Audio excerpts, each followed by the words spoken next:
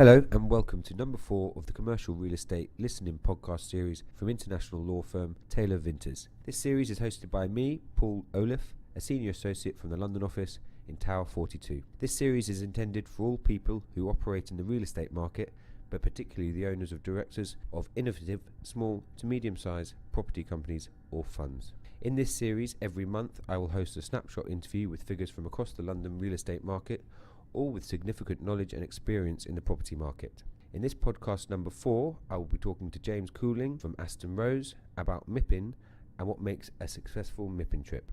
James Coulling is a director of Aston, a chartered surveying firm specialising in commercial property consultancy across all sectors of the property market nationwide. James, great to see you today and thank you for joining us. Well, thank you very much for the invite, Paul. Good to see you. For those that are not aware, MIPIM is a gathering of players from all sectors of the international property industry, and for 4 days they network, learn and hopefully transact in the property market. It's based in Cannes and hosts over 20,000 people. This year will be my first year going, and I thought that a good podcast would be what makes a successful MIPIM. So James, MIPIM is next week, starts on Monday, finishes on Friday. How many times have you been before?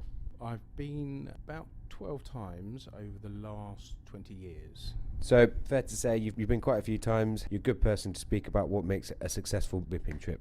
Let's cut straight to it, James. Tell us, what are your top tips for a successful MIPIM? Well, there's lots of things you shouldn't do, but the things you should do would include, I would say, all of the pre-work before you go. It's essential to put in as much effort before you leave for the MIPIM as you will do when you're there. Making sure you've got your diary organised, got all your meetings arranged, where you're going to be, when you're going to be there, who you're meeting with, background information you need to take with you. A lot of prep work, a lot of bits and pieces that need to be sort of thought about before you go, because you don't want to have a distraction of worrying about finding information out whilst you're there.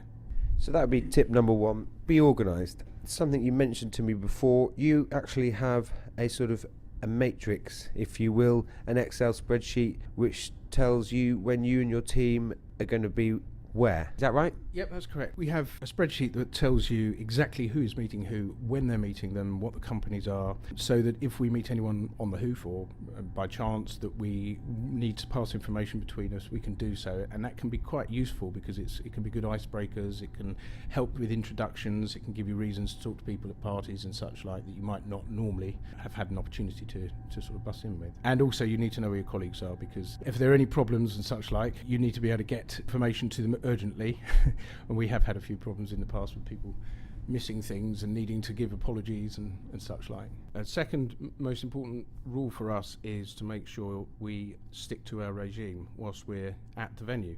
We go from Monday to Friday, so it's very difficult to soak up any late nights and excess night after night. If you're going for 2-3 days, you might be able to manage better than we do, but we don't stay right on the front. We live just out of town, about 20 minutes in a cab, which means we are less likely to be tempted to throw in a late night off the hoof, which is a disaster, or can be a disaster. We will get picked up in the morning by a chap that drives us about very helpfully. 8:30 takes us down to the beach, can start our meetings with a reasonable confidence that we're going to be there when we should be there. He picks us up every night at 12 o'clock midnight from the Old Town, which means we can get back to our apartment, we can write up our notes from our cards, we can make the essential comments and thoughts that we've got in our mind at the time. We don't lose any opportunities that we would do if we chucked in a late night, woke up the next morning with a pile full of cards, haven't got time to write them up, race off to the first meeting late, and you've just wasted an entire day's marketing because you've lost all your thoughts and info. So that's the regime that works for us,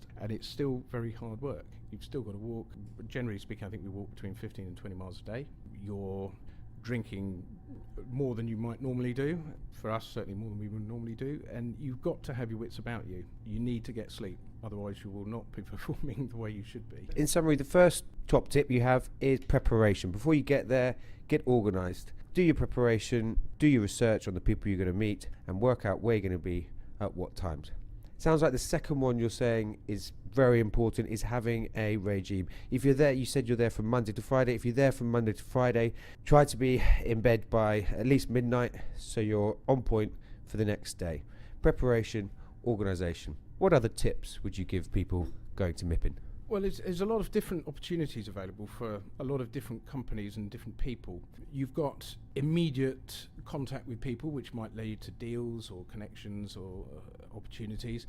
But then there's networking, finding new people and getting involved in new companies and such like. And marketing, which is something it's slightly more difficult to quantify, success of marketing, but it's a good opportunity to go around doing lots of marketing, brand awareness and other such things. We have cards specially made up for MIPIM, which on the back we have a photograph of ourselves and a little blog that just says what we're doing, what we're looking for. And we hope that helps remind people when they wake up in the morning and they have had a 2 o'clock finish who the card came from. And we've had a lot of comments, people saying it's a really positive thing and helpful, and it surprises me that more people don't do it. You touched on the fact that it is such a great opportunity to market and to network, and it sounds as though you have some sort of unique ideas of how to approach that marketing. You said just then you have a different card which allows people the opportunity to tick boxes about getting back in touch with you, what you're after, and having a follow-up meeting in London. So far we've got preparation, doing your due diligence,